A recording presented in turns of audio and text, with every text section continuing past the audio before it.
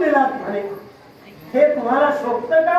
नक्कीच शोभतं. मग जर काय शोभत होतं तर विश्व कुणामुळे चालतंय? देवतांमुळे. मग देवतांमुळे जर का चालत असेल तरी काशी तुमच्या स्वाधीन कोणी केली? देवतांनी केली. कोण देवता?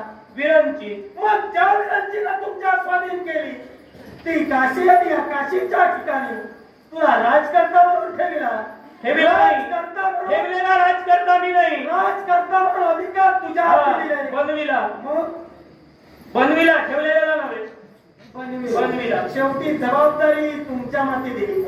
मग ती जबाबदारी परिपूर्ण करत असताना कोण अधिकारानं तुम्ही देवतत्वाला या काशीतून घालवून दिला? ज्या विरंचितांनी ही काशी आमच्या स्वाधीन केली. काशी स्वाधीन करत असताना त्यांच्या मुखातील शब्द होते, 80 सहस्त्र वर्ष ही काशी मी तुला राज्य करण्यासाठी देतो. मग विरंचितांनी जर का मला शब्द दिला असेल, इतर देवतांनी मध्ये ढवळढवळ का करावी? राज्य तुझ्या स्वाधीन केलं याचा अर्थ तू देव समजू नकोस. अरे देव या नात्यानं सृष्टीत कुठेतरी तुझ्यामुळे बाधा येते. तुझ्यामुळे सृष्टीचं चक्र बदललंय. या विश्वासवंताचा ठाई देवतत्व का प्रस्थापित झालं? देवतत्व या विश्वाच्या ठिकाणी सृष्टीचं स्थैर्य राखण्यासाठी प्रस्थापित झालं. मग ज्या सृष्टीचा शर्त म्हणून ज्या विश्व नियंत्रण सृष्टी निर्माण केली, या सृष्टीचं चक्र चालत असताना प्रत्येक जीवाचा, प्रत्येक विश्वाचा विचार करावा की या काशीचाच करावा? मी आता असं म्हणतोय, तुमच्या देवताचा जाता येत नाही. कारण अग्निदेवाला, अग्निदेव या काशी क्षेत्रातून जाण्यासाठी झाला. त्याला रोखण्याचा आम्ही प्रयत्न केला. मागून देवेंद्र महाराज आले. ते म्हणाले आम्ही त्याला आज्ञा केली, काशीत तू राहायचं नाही. ते देवतांना घेऊन जात होते. त्यांना मी फक्त जा म्हणून सांगितलं. त्यांचा निर्धार जाण्याचाच होता. ते जाण्यासाठी आले होते. आणि तुम्ही म्हणतात तुम्ही त्याला घालविलात का? मी स्वतः म्हणून त्याला घालविलं नाही. त्यांचा जाण्याचा निर्धार होता. मी फक्त त्यांना अनुमती केली, जायचं जाऊ शकता. मग जो निर्धार तुम्ही केला त्यांनी केलेला. मग ज्या विश्वास किंवा तुम्ही धर्म म्हणून वावरता, धर्मनिष्ठ म्हणून तुम्ही जन्माला आला. मग जन्माला आल्यानंतर प्रत्येक विश्व आहे का विश्वास प्रत्येक माणसानं भेदामर्यादेचं उल्लंघन करू नये. एका केवळ विश्वास धर्म घडवत असताना त्या धर्मामुळं देवतत्वाला गालबोट लावता उपयोगाचं नाही. तुम्ही विचार या काशीचा करता, मग जिथं काशीचा विचार करता तिथं इतर जनतेचं काय, इतर विश्वाचं काय, तो स्वस्वार्थासाठी किंवा जनतेच्या हितासाठी? जनतेच्या हितासाठी. मग त्या जनतेच्या हितासाठी जर का हा दिवस घडला, सारे देवता या काशीचा त्याग करून गेले, मी स्वतः अष्टदीपांचा अधिपती झालो, साऱ्या विश्वाच्या ठिकाणी कुणी केलं नाही असं या विश्वात मी केलं. काशी प्रति देवता निर्माण केल्या आणि माझ्या या अविनाशी काशीचा विनाश होणार होता. तो विनाश मी टाळला. हा माझा अधर्म आहे का? अधर्म एकाच गोष्टीनं तोच म्हणालास की काशी विरंचीनं तुझ्या स्वाधीन केली. ज्यावेळी देवता किंवा या काशीतून जाण्याचं कार्य करू लागले, त्यावेळी वास्तविक ज्यानं तुझ्या स्वाधीन केलं त्यांना केवळ ही वार्ता तू सांगायला हवी होती, जेणेकरून विश्वाची सृष्टीची निर्मिती देवता होती. मग त्यांना हा निर्णय घेतला असता. देवता निर्माण करण्याचा अधिकार तुझ्या हाती कोणी दिला? मी आता मगाशी काय बोललो त्याचा अर्थ ध्यान आला. देवता तुमच्यात एकता नाही याचं कारणच आहे. विरंची सुद्धा देवता आहे, तू सुद्धा देवता आहे. अग्नि देवता, इंद्र देवता, चंद्र देवता, सूर्य देवता, वायू देवता, जल देवता, सारे तुम्ही देवताच आहात. मग सारे तुम्ही देवता असताना सुदैव सभेत या विश्वाचा खल ज्यावेळी चालतो त्यावेळी या भूतलावर कोणताही प्रमुख निर्णय घेण्याअगोदर तिथे खल केला जातो. मग तो खल करत असताना सारे देवता तिथे उपस्थित असतात. मग ब्रह्मदेवानी म्हणजे विरंचितांनी आम्हाला ही काशी बहाल केली, हे साऱ्या देवतांना ज्ञात होतं. बहाल मग त्या देवतांना जर का ज्ञात होतं, मग मी विरंचितांना विचारण्यापेक्षा काशीतून बाहेर पडताना ते का विरंचितांना विचारायला गेले? याला सुद्धा कारण आहे. तुझ्या हाती ज्या सत्ता दिली त्या सत्तेत केवळ तू अतिक्रमण केलास. देवतत्व प्रस्थापित करण्याचा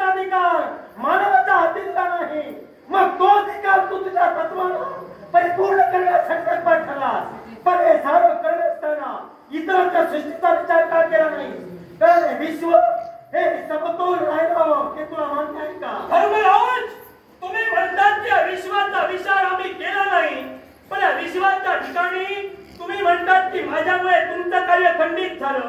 पण मला सांगो, जिथं देवता नाही तिथं अधर्म हा नक्कीच होतो की नाही? मग जिथं देवता नाही तिथं जर का अधर्म होतो, काशीत आता एकही देवता शिल्लक नाही, इथं जरा तरी अधर्म झालाय का? याला सुद्धा कारण आहे अधर्म ज्याला म्हटलं जातं. तुझ्या दृष्टीनं तू पुण्य करतोय, धर्म करतोय, पण तुझ्या या धर्मामुळं या यमधर्माच्या तत्वाला कलंक लागतोय. याला कळत 6 लक्ष प्राण्यांची घरामोड करणं हे यमधर्माचं कर्तव्य आहे आणि त्या कर्तव्यात कुठेतरी तुझ्यामुळे खंड पडतोय. या काशीतून ते पंचप्राण या यमधर्माकडे ज्या ठिकाणी जायचे आहे त्या ठिकाणी जात नाही. मग याचा अर्थ माझ्या तत्वाला तो कलंक नाही का? धर्मराज, तुम्ही आलात ते केवळ दुसऱ्याच्या सांगण्यावरूनच आला. कारण या काशी क्षेत्रात दिवोदास अक्कलकोटा नव्हे, काशी क्षेत्रातील मनुष्य प्राण्यांची खडामोड करणं हे तुमचं कर्तव्य नाही. या काशी क्षेत्रात असा एक विप्र वावरतोय, असा एक ब्राह्मण वावरतोय. काशी क्षेत्रात जो मनुष्य प्राणी मृत होतो त्याचे प्राण थेट कैलासापर्यंत तो घेऊन जातो. मग असं असताना तुम्ही केवळ या शिवाचं अस्तित्व काशीत नाही म्हणून इथं आला. एकाच गोष्टीसाठी माझं कर्तव्य तुम्हाला सांगू नको.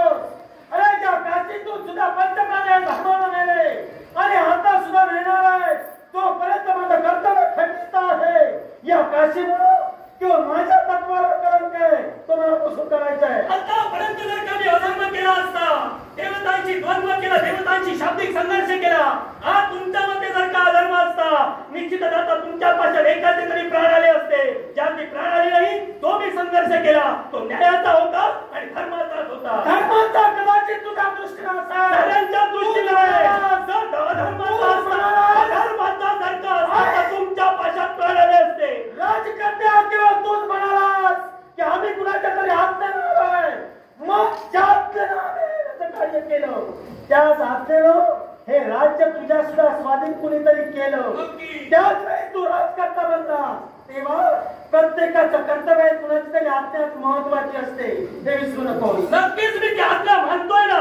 80 सहस्त्र वर्ष मला राज्य भोगण्याची संधी दिलेली आहे आणि 80 सहस्त्र वर्षात या काशीत आम्ही उद्धारच करेन. तू उद्धार करण्यासाठी तुझा पाठ करणार आहे.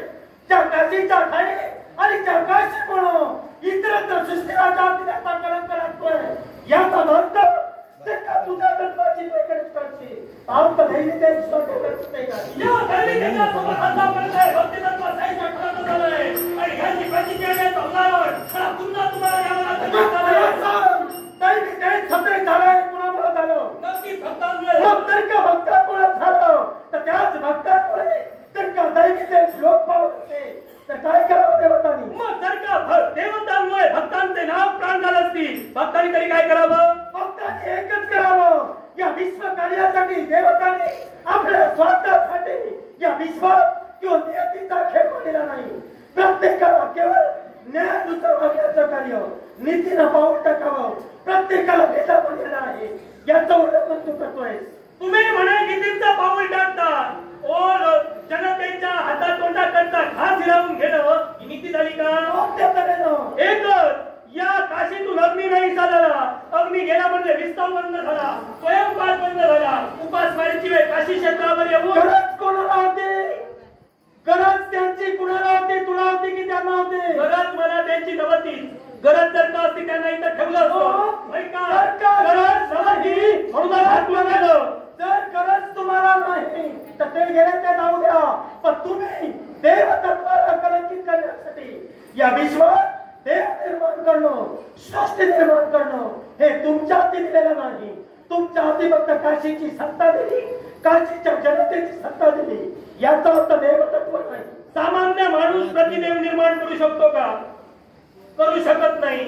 पण मी जर यार्थी केलंय त्याती देवाला आणि दैवी तेजानं, माझ्या भक्ती प्राबल्यानं माझ्या अंगी ते सामर्थ्य दिलेलं आहे आणि त्या सामर्थ्याच्या योगे करूनच मी हे विश्वाच्या ठिकाणी केलेलं आहे. मग ज्या विश्वाच्या ठिकाणी प्रत्येक पाऊल टाकत असताना तू धर्माला वागला, मग जर काय विश्वास धर्म तुला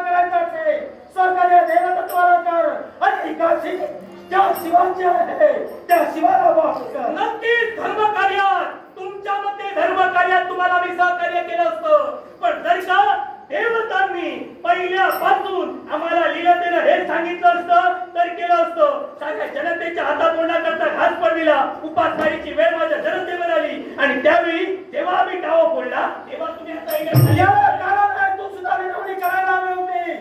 विनवणी न करता किंवा ब्रह्मदेवानी ज्यावरती तुझ्या हाती बसवली त्यावरती त्यांच्या जवळ हात छेटून येऊन जायला होता. ही तर तुझ्या जीवनात चुकला. अशी क्षेत्राच्या ठिकाणी होमियात यज्ञयात चालतंय, यात आम्ही आहुती देतोय, हा आविर्भाव स्वीकारताय तुम्ही देवता, मग अजून वेगळी कोणती विनवणी करायला होती मला? केवळ या काशीचा त्याग करण्याचा प्रयत्न केला त्या पंचमहाअवताराला थांबवण्यासाठी. ज्याला तुझ्या हाती दिली सत्ता त्यांना तू कथित करायला होतं, त्यांची सुद्धा जबाबदारी होती. मी तेच म्हणतोय, जर का मी त्यांना कथित करायला होतं तुझं म्हणणं आहे, तुम्हा देवता देखता नाही, मी पुन्हा पुन्हा तेच सांगतोय. मान्य नव्हतं काय काशीच्या ठिकाणी देव म्हणून तू वावरतोय, सत्ता दिली मानव म्हणून राजकर्ता म्हणून तू वावरतोय, याचा अर्थ देव नाही. मी या विश्वाला जनतेला सांगितलं का माझी पूजा करा?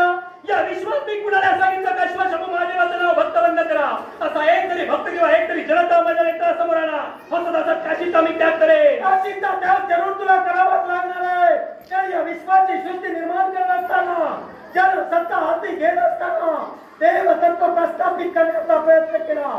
या विश्वात देवतांपेक्षाही एका मात्रेला सर्वश्रेष्ठ ठरला तो भक्त होय आणि तोच भक्त जर का देवतत्वाला कलंकित तर तो धर्म कोणता? देवतत्वाला या दिवदासाला केव्हाही कलंकित केलं नाही. उलट जी जनता माझी मृत्युमुखी पडणार होती त्यांना वाचवण्यासाठी या विश्वात मी प्रतिदेवता माझ्या काशीपुरते निर्माण केले. विश्वात सारे निर्माण केले असते तर तो धर्म होता. मी फक्त माझ्या काशीपुरते निर्माण केले. आणि काशीचा विचार करतोय म्हणूनच पैशाची बोलायलाय.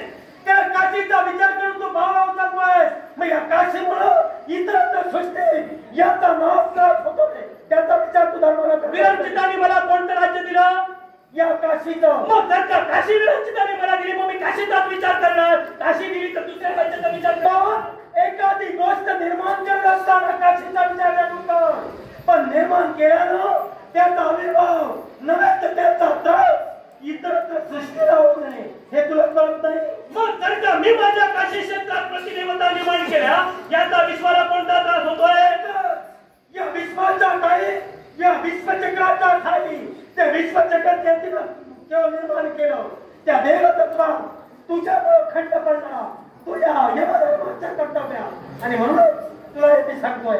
मग जर का काशी क्षेत्राच्या ठिकाणी शिवाचं अस्तित्व पुन्हा निर्माण व्हावं या एका अभिलाषेसाठी प्रत्येक देवदेवता या जीवनाचा समोर उभ्या राहिल्या, साऱ्या धरती स्फोट झाल्या. माझा निर्णय करायची गरज नाही.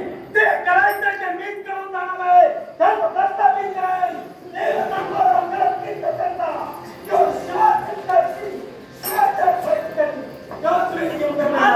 सांगूच नकोस, कारण आज तुझ्या हातातोंडाकरता घास केलेला आहे आणि हे झाल्यानंतर काय होतं त्याची प्रतिक्रिया तुला आलेली आहे. तेव्हा एक प्रजननाच्या बाबतीत माझ्या होत होतं म्हणून मला हे करावं लागलं. मग तोच विचार जर का तू करत असेल तर आज ज्या तत्वाने शिवाचं कार्य धर्माला केलं त्याच धर्माला गाव वाटण्याचा प्रयत्न करत